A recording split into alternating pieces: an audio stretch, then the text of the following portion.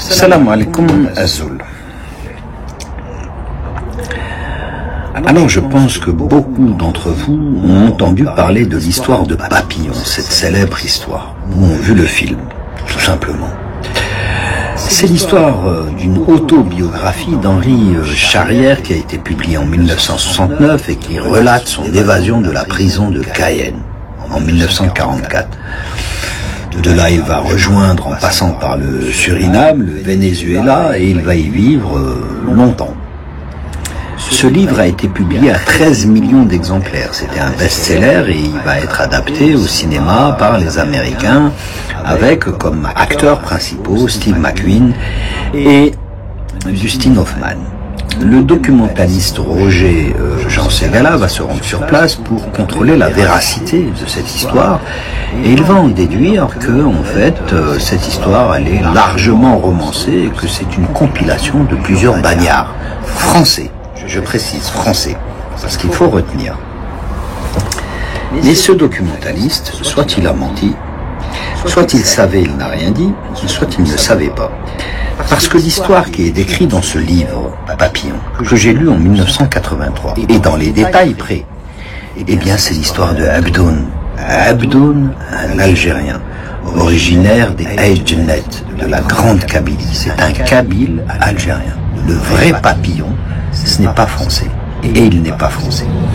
Le document d'histoire sociale de l'Algérie, études, sources et documents publiés le 10 avril 1984, que j'ai mis en couverture de cette intervention, que je détiens, eh bien ce document, qui a été publié au Centre d'information scientifique des techniques et des transferts technologiques d'Oran, relate l'histoire des grands bandits d'honneur de la Kabylie, et notamment l'histoire de Abdoun. Je fais bref, parce que sinon ça va être très long.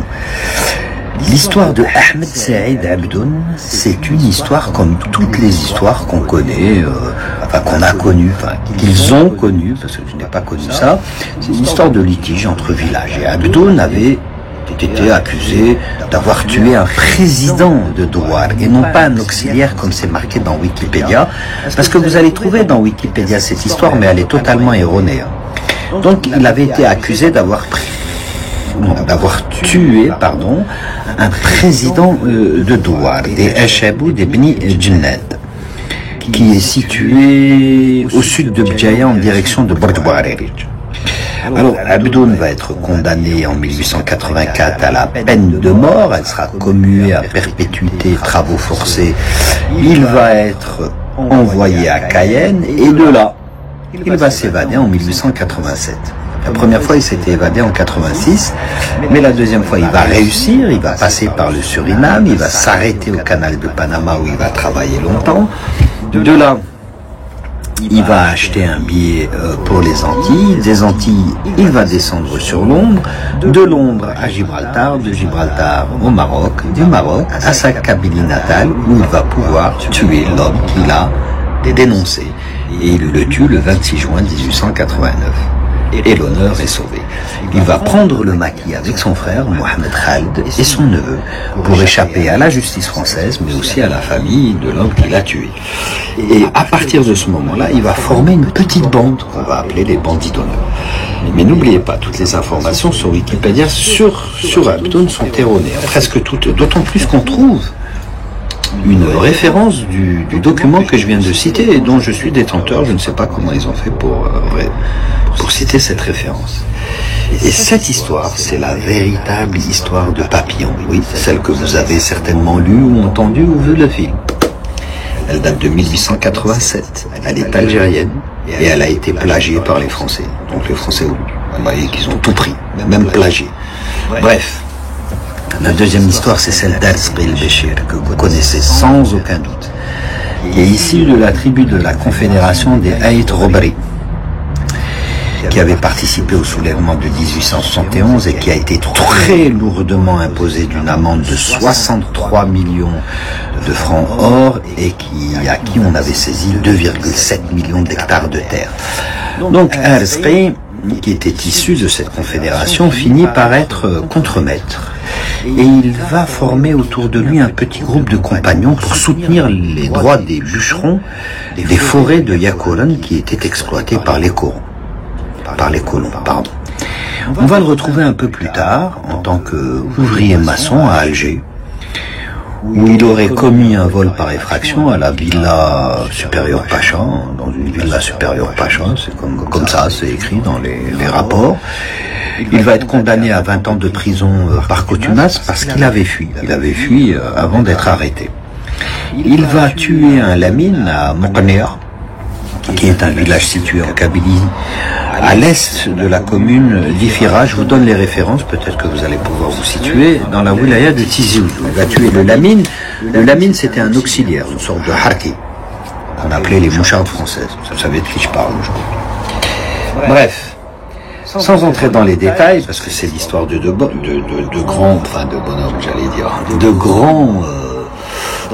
grands bandits d'honneur, donc je ne vais pas rentrer dans... Mais ils vont fusionner entre eux et ils vont former une grande bande qui va résister au pouvoir colonial et qui seront impliqués dans l'assassinat d'agents coloniaux français, civils, militaires, d'Algériens, d'Européens.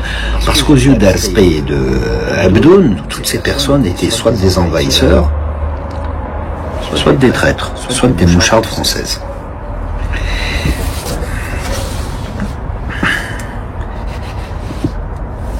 Erzqi et Abdoun vont se faire arrêter, ils vont être condamnés à mort et ils vont être exécutés le 14 mai 1895. Je passe directement à cette étape parce que vous pouvez tout retrouver sur Internet.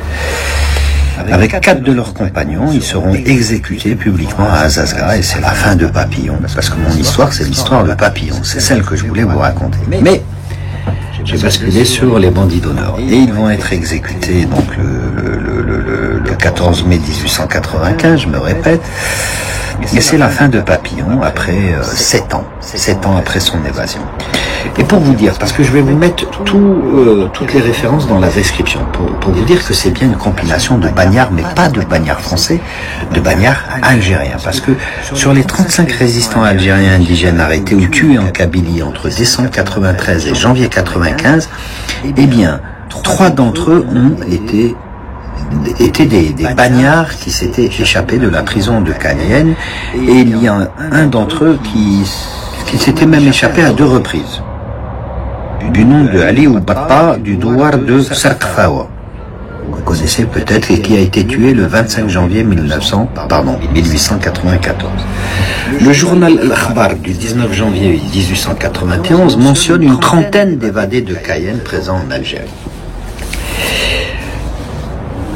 Après la révolte de 1891, ceux qui vont marquer la résistance algérienne dans les maquis, ce sont ces bandits d'honneur. Effectivement.